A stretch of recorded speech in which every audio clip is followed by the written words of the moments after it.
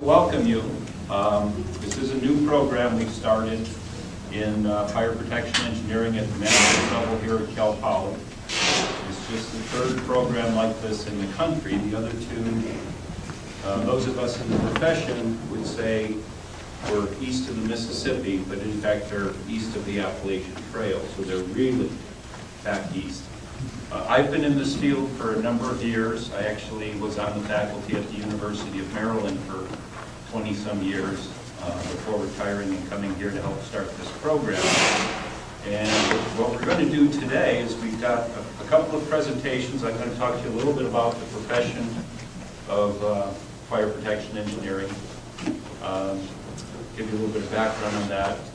Professor Pasquale is going to talk to you about the curriculum of fire protection engineering here at Cal Poly.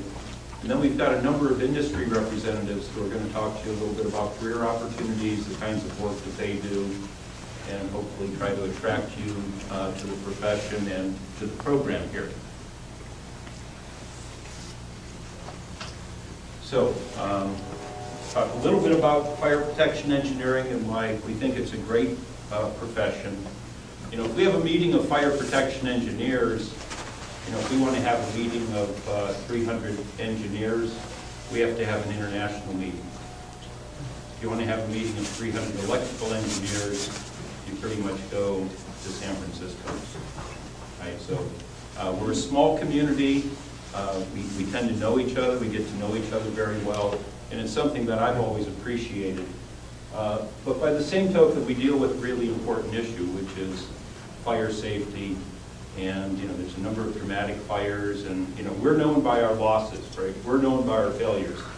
Civil engineers, you go and look at the Golden Gate Bridge and you say, boy, that's beautiful. Who designed that? You know, when you deal with fire protection engineering, unfortunately, we don't really talk about how many fires we prevented today, but we sure do talk about the ones that we didn't prevent.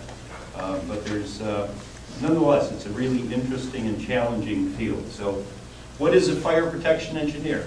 Right? It's basically an interdisciplinary program that draws from a lot of the other engineering disciplines. We deal with flammability of material, so you have to have some materials engineering background.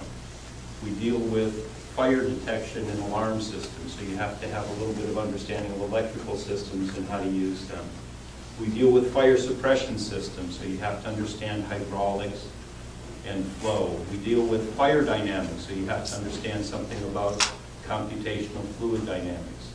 Right? We deal with structural fire protection, so you have to understand how buildings are built and how we protect them against fire. So we draw from a lot of the other engineering disciplines, and fundamentally, you know, it's our job to use science and technology and apply that to the field of fire. So, you know, fire protection, it's one of those types of things where it's like, gee, sometimes you say we don't, as Rodney Dangerfield, you say we don't get no respect, right?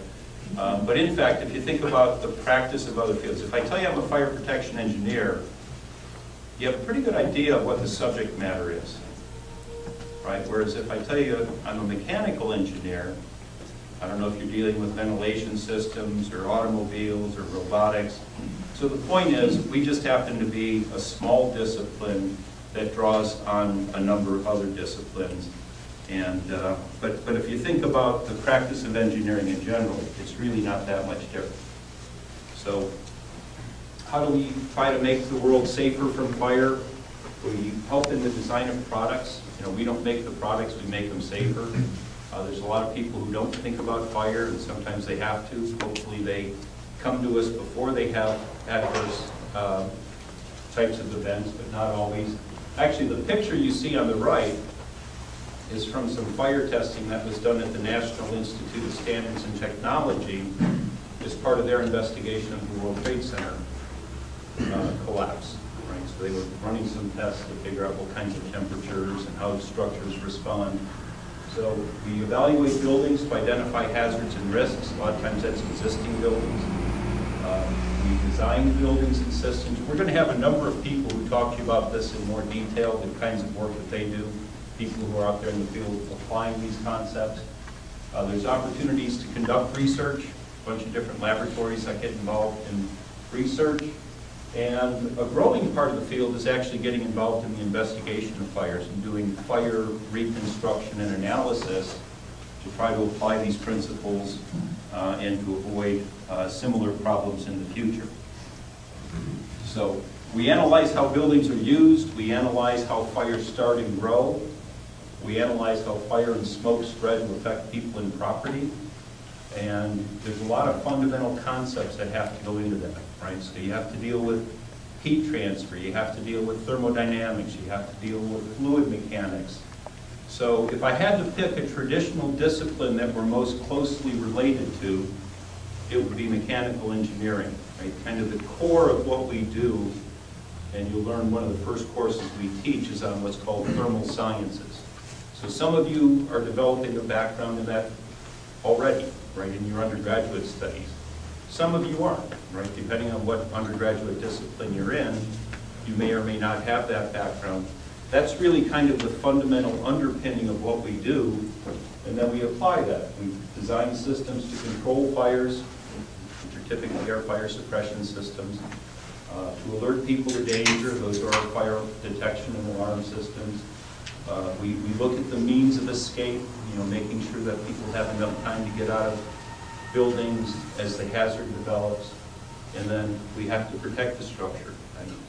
You were all pretty young when 9/11 happened.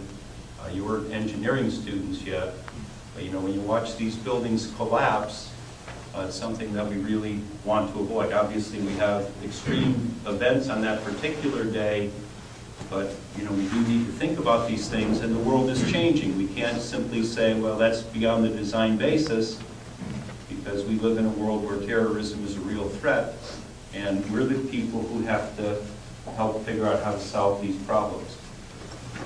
So the types of work where fire protection engineers typically work, here's kind of a laundry list of most of the types of opportunities. And again, you're going to hear from a number of these. Consulting firms. There's a lot of relatively small firms that focus on fire protection engineering. When I say relatively small, they might be one-person shops, five-person shops, maybe up to 200 people. That would be a large fire protection engineering firm. Some people go to work for the large AE firms, AECOM, Bechtel. Some of the other very large multidisciplinary firms will have fire protection engineers on staff. Fire protection system manufacturers. There's some classic ones like Tyco, who pretty much have bought up a large part of the industry. But there's some you might not think about, like 3M sells a fire suppression product that's pretty popular these days. They've got a number of fire protection engineers on staff. Within the regulatory side of the field, we do have people who go to work in fire departments, and particularly in the fire marshal's office. We have our building regulations. It's their job to enforce them. They kind of sit across the table from the design engineers and make sure that the buildings are being designed and constructed properly. Building code officials, a number of the major corporations, the Fortune 500 type companies, and within the insurance industry, they really focus on the risk management side of things. Right, so they're focused, the GMs, the Fords, the Intels, they all have fire protection engineers on staff, and they interact closely with the insurance market. And what they do is figure out what are the right systems to put in place, what are the costs of those systems, how much insurance premium are they going to save, and they get into engineering economic types of decisions in terms of what's the right level of protection. There's opportunities in academia, research and testing, a number of laboratories, government laboratories. So you can really fit these last three in groups together. Standards development organizations, there's Factory Mutual is a big company. We've got Underwriters Laboratories. We've got the National Fire Protection Association. And then really at the government level, we have a number of different opportunities as well. Right, the federal government, we have Army Corps of Engineers, for example, naval facilities, the General Services Administration, and in many respects what they're doing is serving as the facilities managers for the federal government in making sure that the buildings and facilities that are being used safely. All right. So that's kind of an overview. There's a lot of opportunities, and again, you're going to hear some more about this. So why are fire protection engineers important? Right? Here are some of the statistics just from the U.S. More than 3,000 people die every year in fires. 80% of them die in their own homes. There's more than 18,000 people injured, more than $10 billion in property damage. And truthfully, a lot of the work that fire protection engineers do is related to this type of economic loss. And we do have about 100 firefighters who die every year in the line of duty. The picture on the right, I don't know if many of you remember the Station nightclub fire that happened about 8 years ago. But this was a nightclub roadhouse in Rhode Island where they had a really serious fire. It happened to get captured on videotape, which was really kind of gruesome, but also very instructive. And 100 patrons died in that particular fire that evening. So it's just kind of a reminder that we're dealing with some very life-altering types of events, and it's significant. There's also business interruption, right? You know, economic loss is a big part of the driver for fire protection engineering. Any of you recognize the building on the left? Right. You don't get it. This is for younger people. Let me know what that building's called today. Used to be the tallest building in downtown Los Angeles. It was called the First Interstate Bank fire. It was like the Tower Inferno. In May of 1988, they actually had a fire that was leaping up 4 stories before it was finally put out. It's now called the Aon Center, so remember that name, Aon. You guys are from Aon, right? Yeah, okay. Maybe. I don't know after that. All right, anyways, similarly, we had another fire very similar to that in Philadelphia a couple of years later. The point is, you look at these fires, they look pretty simple, but in fact, there's hundreds of millions of dollars of losses and lost time that go into this. And you know, what we're trying to do is to avoid this type of disaster in the built environment. So a little bit of history. 100 years ago, our job was to prevent conflagrations.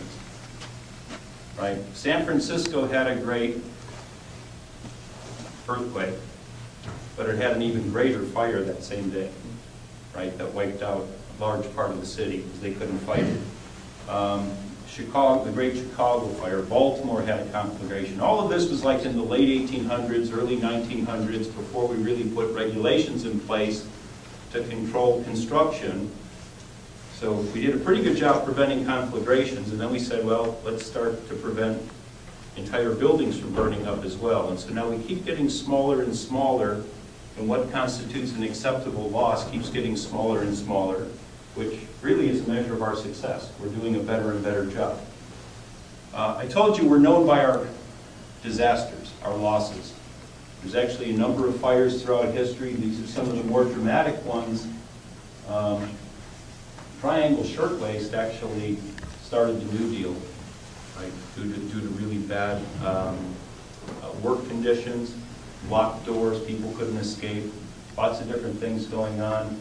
Probably more significant these days, right? This may seem pretty old to you guys, but what is now Bally's in Las Vegas was the MGM Grand Hotel at the time. 85 people died in what was considered to be a modern new high-rise building, and it really stimulated even more changes in the environment. And you know, we had 92 school children die. It should be Our Lady of Angels, not Our Lady of Angles. Geometric concern here. More recently, right, World Trade Center. When you look at that, and you say, well, we had these airplanes crash into these buildings, and we had all of this jet fuel, but a lot of the jet fuel you're seeing burn right here. So what happened is we had really large ignition source, but what actually brought those buildings down were the fires that occurred afterward. So these are the kinds of things that we focus on as fire protection engineers. And then I mentioned the Station nightclub where 100 people died. You can see the band continued to play while the fire's burning in the background. Right? And that fire happened so quickly that the people couldn't escape. It only took about 45 seconds 4 people were trapped in the building and 100 of them couldn't escape. So